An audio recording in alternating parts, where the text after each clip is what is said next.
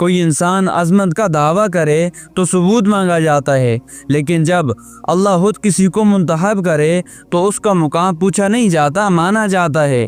حضور نبی اکرم صلی اللہ علیہ وآلہ وسلم نے فرمایا، اللہ نے اسماعیل علیہ السلام کی اولاد میں سے کنانہ کو چنا، کنانہ میں سے قریش کو، قریش میں سے بنو ہاشم کو، اور بنو ہاشم میں سے مجھے چن لیا۔ یہ محمد صلی اللہ علیہ وآلہ وسلم ہیں جن کے لیے نسلیں چنی گئی، خاندان چنا گیا، زمانہ چنا گیا، اور پھر ان کا امت ہونا ہمیں چن لیا گیا۔ سوچو ہم کس نبی کے امتی ہیں جو نسل در نسل اللہ کا انتخاب تھا۔ کیا ہم نے ان کی عظمت کو سمجھا؟ کیا ان کی سنت، ان کے دین، ان کے آنسوں کی لاج رکھی؟ ہم وہ امتی ہیں جو دنیا کے فیشن، کلچر اور خواہشات کے پیچھے بھاگتے ہیں اور اس نبی کی سیرت کو بھول گئے جسے اللہ نے خود منتخب کیا۔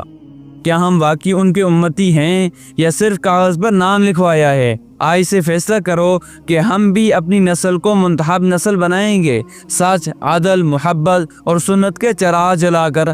اپنے نبی حضور نبی اکرم صلی اللہ علیہ وآلہ وسلم کی لاج رکھو تاکہ کل حوض کوثر پر وہ ہمیں پہچان لیں اور کہیں یہ میرا امتی ہے۔